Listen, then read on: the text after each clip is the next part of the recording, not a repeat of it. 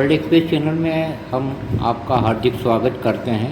आज आपके सामने हम प्रस्तुत करने जा रहे हैं देश के सुप्रसिद्ध स्वामी निर्विकारानंद जी का एक प्रवचन। ये आपको काफ़ी रुचिकर लगेगा। आपकी प्रतिक्रियाओं का हार्दिक स्वागत है। बताइए ये प्रवचन आपको कैसा लगा। स्वागत है स्वामी जी आपका। ओम नमः श्री यतिराजाय विवेकानंद सूरये सच्चित् सुखद स्वरूपाय स्वामिने तापहारिणे। जैसा कि आप सभी लोग जानते हैं, स्वामी विवेकानंद का जन्म 1863 ईस्वी में कलकत्ता में हुआ। वो एक संभ्रांत परिवार में पैदा हुए। पिताजी उनके वकील थे तथा माताजी जो है गृहिणी थी। तो पालन पोषण ठीक ठाक हुआ। उसके पश्चात एक्चुअली उनके घर में क्या हुआ, ट्रेजिडी हो गई। पिताजी का स्वर्गवास हो गया। और पिताजी का स्वर्गवास होने के बाद हुआ ये कि एकदम ज़मीन पे आ गए वो। घर की स्थिति खराब हो गई और विवेकानंद धीरे धीरे युवा हो रहे थे। और जैसा कि युवाओं के मन में एक जिज्ञासा पैदा होती है जगत के संबंध में कि जगत कहाँ से आया, हमारे मन में भी ऐसा ही विचार आता है। हम किसी नदी को देखते हैं, हमारे मन में विचार आता है कि नदी कहाँ से निकली, कहाँ जाएगी। इसी प्रकार अपने बारे में भी हमको जिज्ञासा होने लगी। इस स्वामी जी के मन में भी जिज्ञासा हुई कि ये जगत कहाँ से उत्पन्न हुआ, हम कहाँ से आए, कैसे ये चला। इसके बाद देखते हैं कि वो जितने भी वहाँ पे लोग थे कलकत्ता में, प्रसिद्ध लोग, उनके पास गए स्वामी जी और उनसे पूछा कि आपने ईश्वर को देखा है। कोई उत्तर देने में समर्थ नहीं हुआ। ये तो सभी लोग कह रहे थे कि ईश्वर हैं, लेकिन ईश्वर को देखा है ऐसे लोग नहीं मिल रहे थे। तो क्या हुआ कि स्वामी जी ने कहा कि फिर माने नास्तिक होना ज़्यादा अच्छा है गुमराह होने की बजाय। जब ईश्वर को किसी ने देखा ही नहीं, साक्षात्कार किया ही नहीं, तो कैसे विश्वास करें ईश्वर है। तो उसके पश्चात देखते हैं कि वहाँ पे जब स्वामी जी पढ़ रहे थे जिस कॉलेज में, वहाँ के प्राध्यापक, प्रिंसिपल, आचार्य, तो वो उनकी कक्षा लेने आए और उन्होंने कहा, एक कविता सुनाते हुए, वर्ड्सवर्थ की कविता थी, और कविता सुनाते वो कह रहे हैं कि ये जो कवि है ये प्राकृतिक सौंदर्य को देख के समाधि में चला जाता है। अब समाधि को जो एक्सप्लेन करना है ये एक्सप्लेन हो नहीं रहा था उनसे। तो उन्होंने कहा कि कलकत्ता में एक सज्जन है, रामकृष्ण परमहंस उनका नाम है, उनको भगवान का नाम लेने से समाधि हो जाती है। बस स्वामी जी को देख क्यों मिल गया। वो वहाँ गए रामकृष्ण परमहंस के पास और जाके उनसे यही प्रश्न पूछा कि वहाँ से आपने ईश्वर को देखा है। और पहली बार सारे जगत को भी अनुभूति हुई, स्वामी जी को भी अनुभूति हुई, सबने जाना कि मैंने ईश्वर को देखा है और तुम भी देख सकते हो, लेकिन कंडीशन अप्लाइड कि जैसा मैं कहूँगा वैसा करना होगा। और ये सबके साथ है हम लोगों के कि ईश्वर को देखना हो तो उस तरह की साधना करनी पड़ेगी। बिना साधना के हम खाएं पिए मौज मस्ती करें और ईश्वर का साक्षात करें, ये संभव नहीं। तो इसलिए ईश्वर का साक्षात्कार करने के लिए क्या होगा कि हमको एक निर्दिष्ट साधना पथ का अवलंबन करना पड़ेगा और वैसा करते हुए हम भगवान का साक्षात्कार कर लेते हैं। तो इस प्रकार साधना शुरू हुई और रामकृष्ण देव का और विवेकानंद, भविष्य के विवेकानंद का मिलन हुआ। और वो मिलन में उन्होंने विभिन्न तरह के रामकृष्ण देव की परीक्षा ली, क्योंकि स्वामी विवेकानंद का एक कथन था कि बिना परीक्षा लिए मैं चीज़ों को मानूंगा नहीं।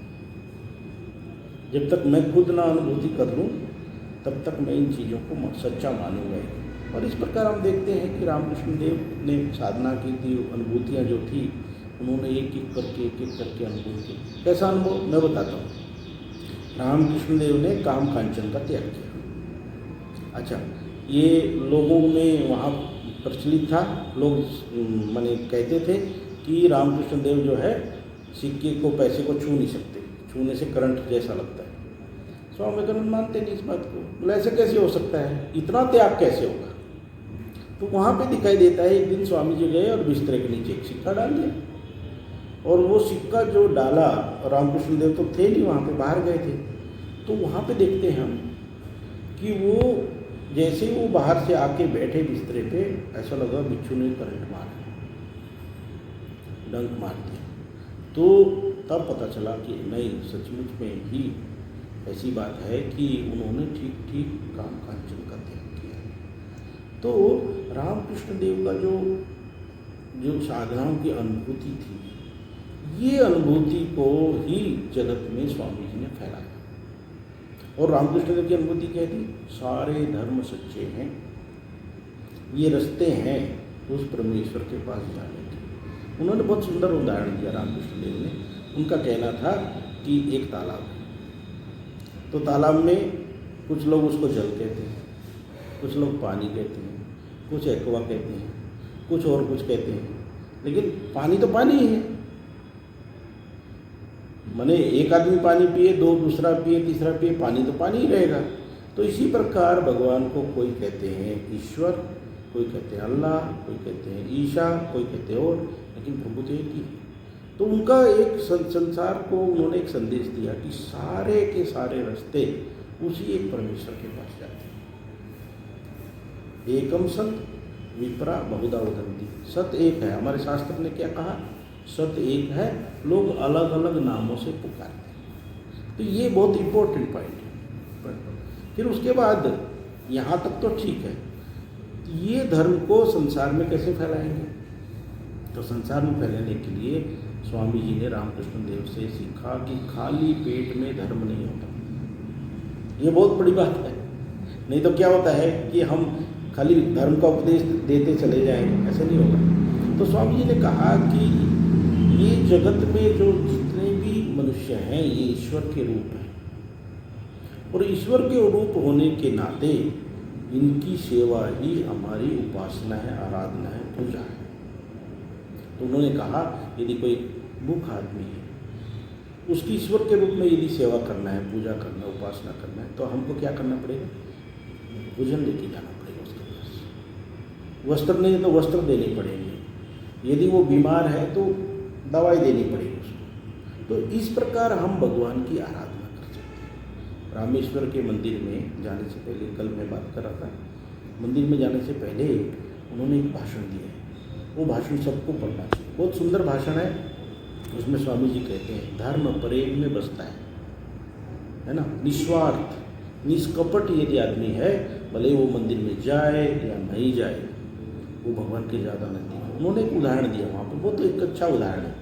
बोले एक सेठ जी थे, उसके 2 नौकर थे।